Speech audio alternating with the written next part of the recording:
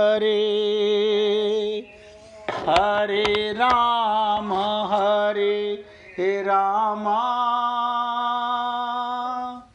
राम राम हरे हरे हरे कृष्ण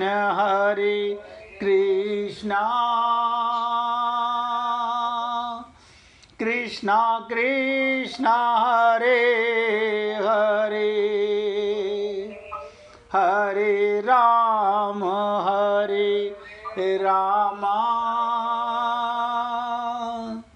राम राम हरे हरे हरे कृष्ण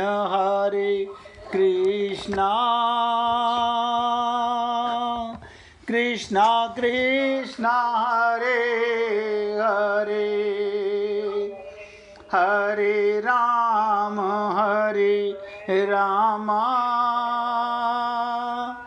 राम राम हरे हरे।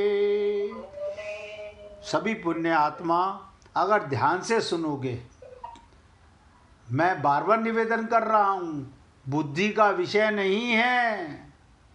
बुद्धि से तो कोई नहीं जान सकता, बुद्धि से संसार को जान सकते हो, दिव्य भगवान की वाणी को कोई नहीं जान सका आज तक। तो अग्नि देवता को भी अजीर्ण हो गया, और जब जब वो खांडव वन को जलाकर भस्म करना चाहते थे, इंद्र देवताओं के लिए बार बार वर्षा करके उस अग्नि को बुझा देता था।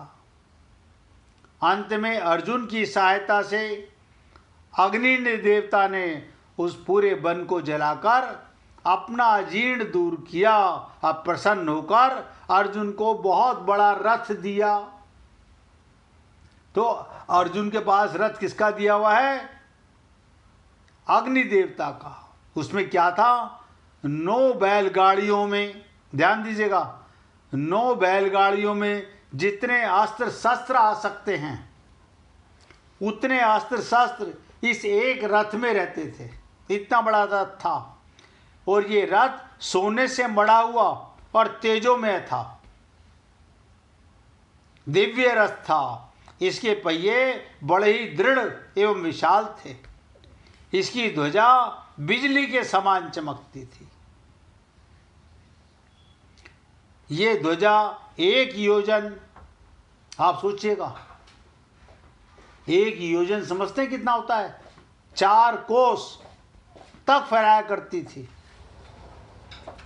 इतनी लंबी होने पर भी इसमें ना तो बोझ था, ना ये कहीं रुकती थी, और ना कहीं वृक्ष आदि से अटकती थी। इस ध्वजा पर कौन विराजमान थे? अर्जुन के रथ पर हनुमान जी विराजमान थे। ये चर्चा भी बताऊंगा आपको कि हनुमान जी कैसे विराजमान थे। इस ध्वजा पर हनुमान जी विराजमान थे, और कहा गया महति स्पंदते स्थितो। स्थितो का मतलब उस सुंदर और तेजो में रथ पर साक्षात भगवान श्री कृष्ण और उनके प्यारे भक्त। अब ध्यान दीजिएगा, मैं यहाँ पर अर्जुन को रिलेशन से अवगत नहीं करा रहा हूँ। भक्त था, भगवान हमेशा भक्त के रथ पर नजर आते हैं। जब कभी भी आपको आत्मज्ञान होगा तो आपको अपने रथ पर भी भगवान का अनुभूति होने लगेगी, आत्मज्ञान से ही होने लगेगी।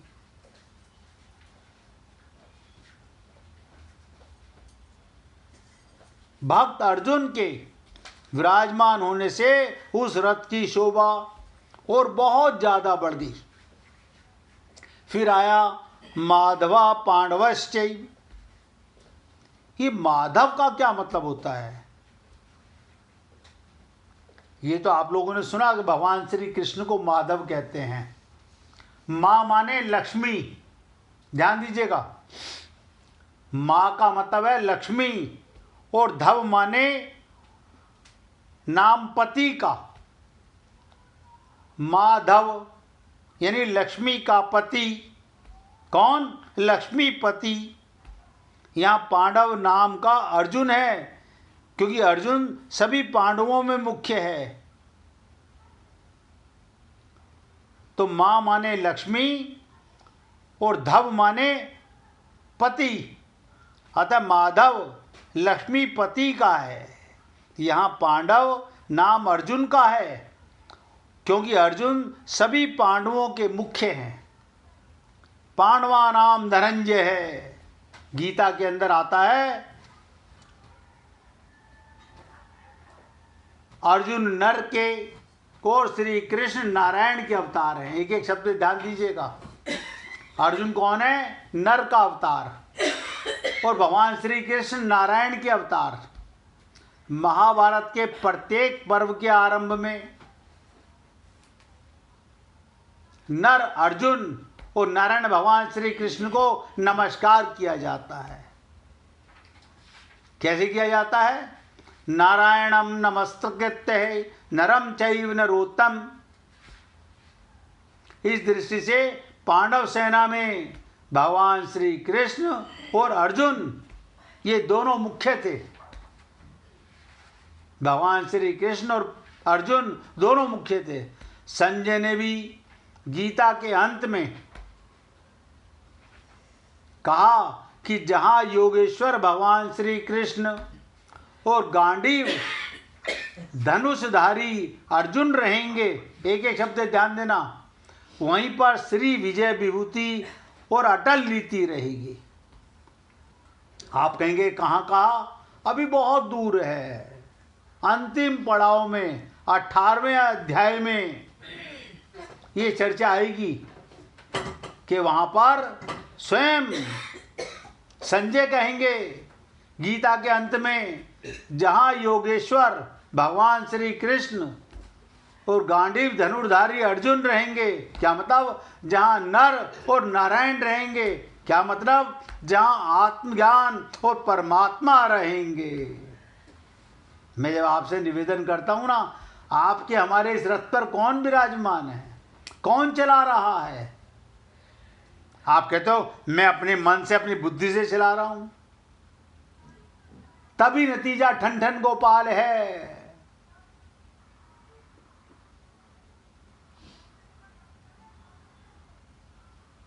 जिस दिन ये ज्ञान होगा मैं बालक और मेरा प्रभु पालक, करते हो तुम कन्हैया मेरा नाम हो रहा है, यही भाव पकड़ने का है कि जिस जीव को आत्मज्ञान हो जाएगा उसके रथ पर भगवान पहले से बैठे हुए हैं, लेकिन ये कुबुद्धि शरीर की बुद्धि वाला जीव आत्मा होते हुए भी अपने को शरीर मानता है। तो जहां पर आत्मज्ञान होगा वहां भगवान उसके रथ पर बैठे होंगे और वहीं पर श्री विजय अटल नीति रहेगी। फिर कहते हैं दिव्यो शंखो प्रद्युम्नता। भगवान श्री कृष्ण और अर्जुन, ध्यान से सुनो, भगवान श्री कृष्ण और अर्जुन के हाथों में जो शंख थे, दिव्यो शंखो प्रद्युम्नता, क्या मतलब? भगवान श्री कृष्ण और अर्जुन के हाथों में जो शंख थे वो तेजों में और अलौकिक थे। उन शंखों को उन्होंने बड़े जोर से बजाया। भगवान शंकर ने भी बजाया और अर्जुन ने भी बजाया। यहां शंका हो सकती है कि कौरव पक्ष में मुख्य सेनापति पितामह भीष्म थे, इसलिए उनका सबसे पहले शंख बजाना ठीक है, ध्यान दीजिएगा। परंतु पांडव सेना में मुख्य सेनापति तो धृष्टद्युम्न हैं और सारथी बने हुए भगवान ये प्रश्न होना चाहिए कि सारथी बने हुए भगवान श्री कृष्ण ने सबसे पहले शंख क्यों बजाया। लेकिन कौन किससे प्रश्न करे के मन में, कि वहां तो समझ में आया कि भीष्म पिता में सेनापति हैं, या तो धृष्टद्युम्न हैं, फिर भगवान शंकर ने क्यों बजाया। इसका समाधान कि भगवान सारथी बने हुए महारथी बने, उनकी मुख्यता कभी मिट ही नहीं सकती। वो जिस किसी भी पद पर रहें सदा सबसे बड़े ही बने रहते हैं, कारण वो अच्युत हैं, कभी अपने पद से च्युत होते ही नहीं। पांडव सेना में भगवान श्री कृष्ण की मुख्य थे और वही सबका संचालन करते हैं। अब आप और हम लोग अज्ञानता के कारण मैं करता हूं, अपनी ताकत से करता हूं। मैंने अभी 2 दिन पहले कहा था, नाक की मक्खी उड़ाने की ताकत नहीं है हमारे अंदर। अगर भगवान अंदर ना हो, सब कुछ भगवान कर रहा है, मेरी बोलने की हिम्मत नहीं मैं आपके सेवा में एक शब्द बोल सकूं। परमात्मा की कृपा है, आपकी सुनने की हिम्मत नहीं हो सकती अगर आप में परमात्मा ना हो। लेकिन सब कुछ होते हुए भी हम अनजान बने रहते हैं। तो पांडव सेना में भगवान श्री कृष्ण ही मुख्य थे और वही सबका संचालन करते थे। आपका हमारा संचालन भी वही कर रहे हैं। ध्यान दीजिएगा, जब वो बाल्यावस्था में थे, बचपन में थे, उस समय भी नंद उपनंद आदि उनकी बातें मानते थे। बताइए, यानी भगवान की विशेषता देखो, जब वो बच्चे थे तो भी नंद उपनंद वहां के बड़े बड़े व्यक्ति उनकी बात को मानते थे। तभी तो उन्होंने बालक श्री कृष्ण के कहने पर परंपरा से चली आई इंद्र पूजा को छोड़कर गोवर्धन पूजा करनी शुरू की थी। तात्पर्य, भगवान जिस किसी अवस्था में, जिस किसी स्थान पर, जहां कहीं भी रहते हैं, वहां वे मुख्य ही रहते हैं। आपके शरीर में मुख्य कौन है? परमात्मा। और उनकी गोदी में कौन बैठा है? आत्मा। अब ना परमात्मा का पता ना आत्मा का पता। हम अपने को राजा बाबू मानकर, शरीर मानकर मंदिर में भगवान को ढूंढने जा रहे हैं। अरे भगवान के साथ ही मंदिर जाते हो। भगवान के बिना आप जा नहीं सकते, भगवान मिल नहीं सकते। हमारी बुद्धि पे भ्रम पड़ा हुआ है। भगवान जिस किसी अवस्था में, जिस किसी स्थान पर और जहां कहीं भी रहते हैं, वहां वो मुख्य ही रहते हैं। इसलिए भगवान ने पांडव सेना में सबसे पहले शंख बजाया। जो स्वयं छोटा होता है वही ऊंचे स्थान पर नियुक्त होने से बड़ा माना जाता है।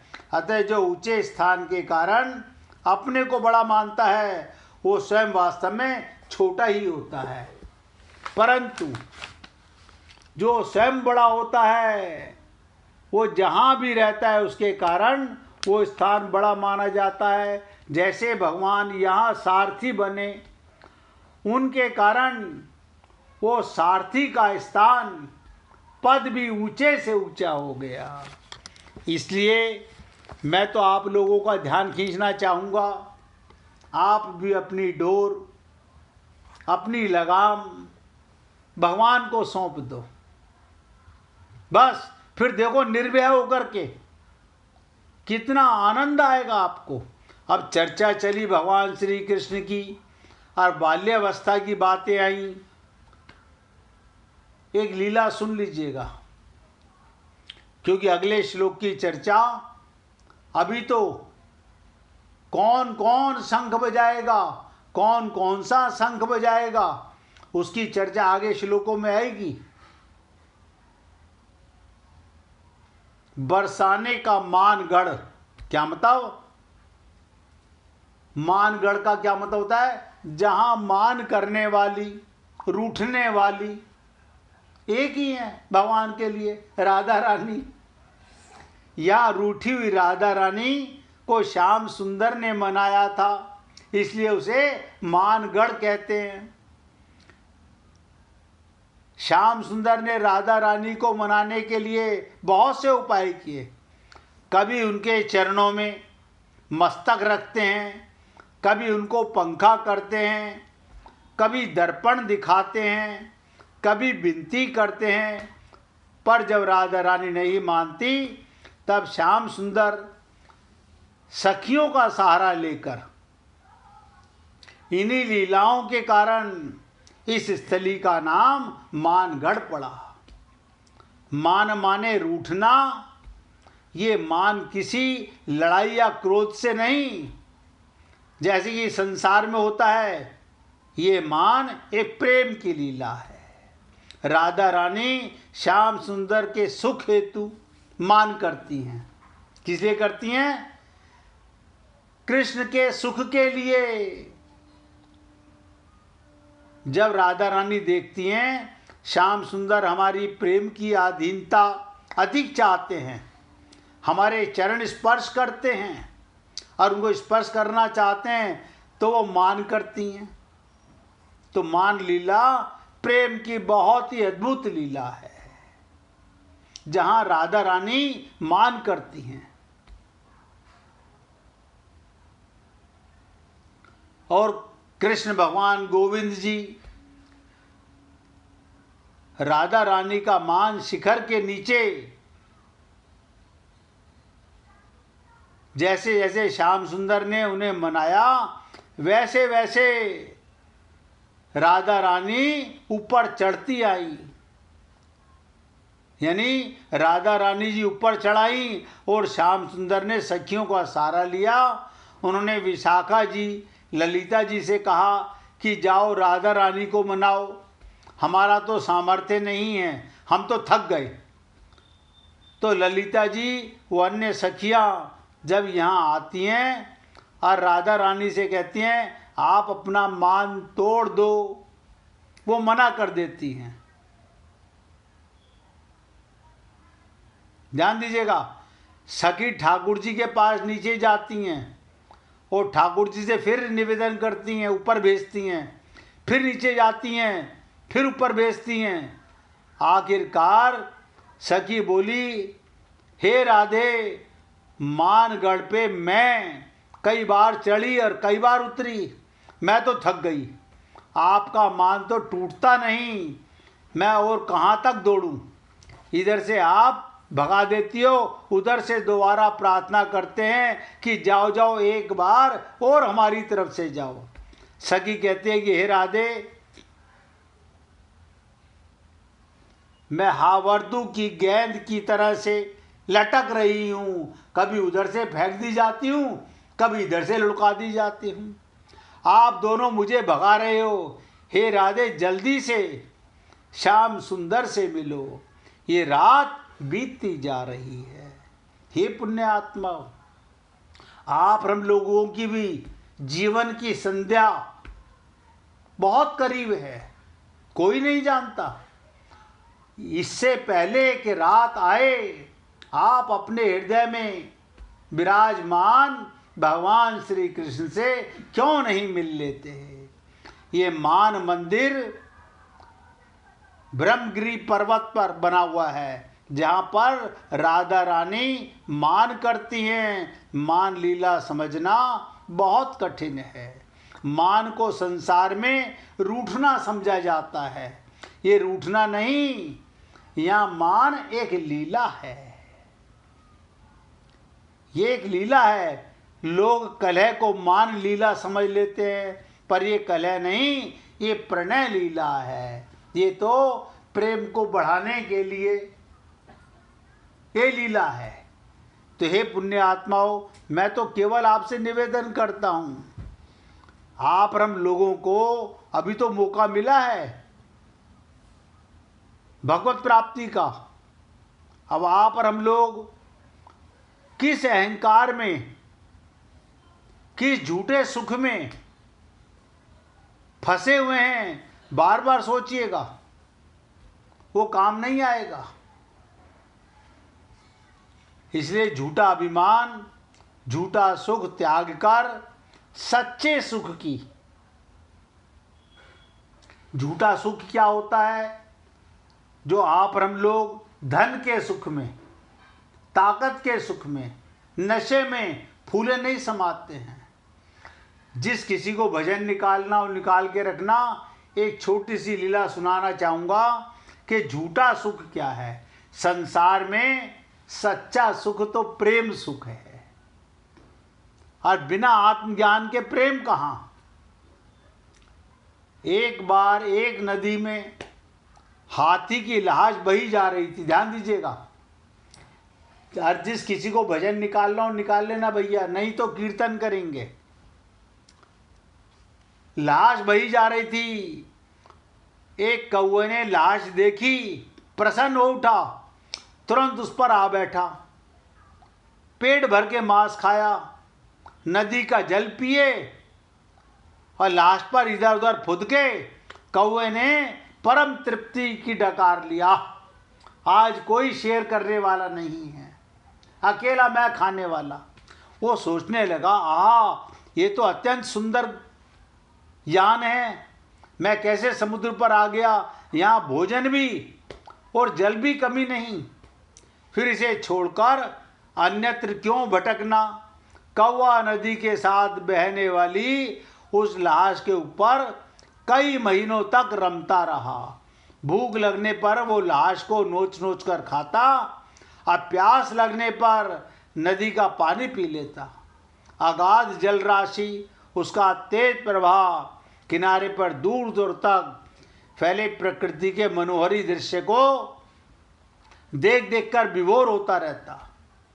नदी एक दिन आखिर, ध्यान दीजिएगा, नदी में था ये हाथी मरा हुआ, नदी एक दिन आखिर महासागर में मिली। वो मुदित थी कि उसे अपना गंतव्य प्राप्त हो गया, सागर से मिलना ही नदी का काम था, चरम लक्ष्य था। किंतु उस दिन लक्ष्यहीन कौवे की बहुत दुर्गति हुई। 4 दिन की मौज मस्ती ने उसे ऐसा जगह ला पटका था जहाँ उसके लिए ना भोजन था, ना पानी था, ना कोई आश्रय था, ना कोई सीमाहीन था। अंत तो गत्वा कौवा थका हारा और भूखा प्यासा कुछ दिन तक चारों दिशाओं में पंख फटकारता रहा, अपनी टेढ़ी मेढ़ी उड़ानों से झूठा रौब फैलाता रहा। किंतु महासागर का ओर छोर कहीं नहीं नजर आया। आखिरकार थककर, दुख से कातर होकर वो सागर की उन गगनचुंबी लहरों में गिर गया और एक विशाल मगरमच्छ का भोजन बन गया। इसलिए हे पुण्य आत्माओं, चलते समय छोटी सी बात सबसे निवेदन करूंगा कि शारीरिक सुख में लिप्त हो मनुष्य की गति उसी कौवे की तरह होती है, जो आहार और आश्रय को ही परम गति मानता है और अंत में अनंत संसार रूपी सागर में समा जाता है और पुनरपि जननम पुनरपि मरणम, संसार में 84 लाख योनियों में भटकता रहता है। आज मैं अपने शब्दों को विराम दे रहा हूँ। लगता है आज कोई भजन नहीं सुनाना चाहता, तो बाई जी सुनाना चाहती हैं। बाई जी से सुनिए, सुनाइए बाई जी।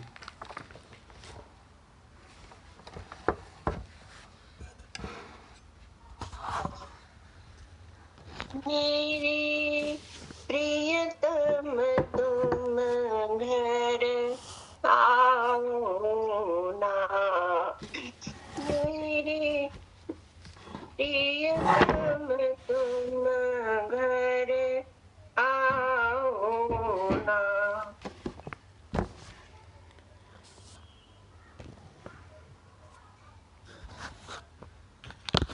मेरे प्रियतम तुम घर आओ ना, झाड़ू लगाऊं सेज बिछाऊं, झाड़ू लगाऊं सेज बिछाऊं, राह निहारूं तुम आओ ना, मेरे प्रियतम तुम घर आओ ना, चादर को मैं मलमल धोऊं, चादर को मैं मलमल धोऊं, फूल बिछाऊं तुम आओ ना, मेरे प्रियतम तुम घर आओ ना, मेरे स्वामी तुम घर आओ ना, चरण चाप की आहट पाऊं, चरण चाप की आहट पाऊं, लुक छिप जाओ ना, मेरे गिरिधर तुम घर आओ ना, मेरे स्वामी तुम घर आओ ना, आओ मेरी अखियों में बस जाओ, आओ मेरी अखियों में बस जाओ, मैं देखूं तुम्हें तुम देखो मुझे, मेरे प्रियतम आओ ना, मैं देखूं तुम्हें तुम देखो मुझे, मेरे स्वामी आओ ना, मेरे प्रियवर तुम घर आओ ना, तुमसे मिल मैं हिल मिल बैठूं, तुमसे मिल मैं हिल मिल बैठूं, जीवन सफल बनाऊं ना, मेरे गिरिधर तुम घर आओ ना, जीवन सफल बनाऊं ना, मेरे गिरिधर तुम घर आओ ना, मेरे प्रियवर तुम घर आओ ना, आओ मेरे प्यारे प्रियतम, आओ मेरे प्यारे प्रियतम, तुम बिन रहा न जाए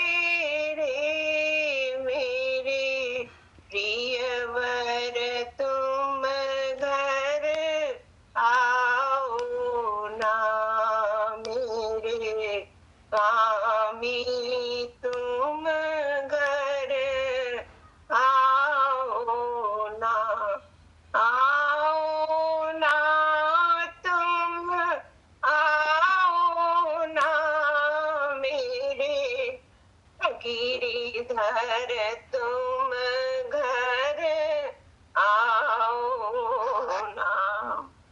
बोलिए वृंदावन बिहारी लाल की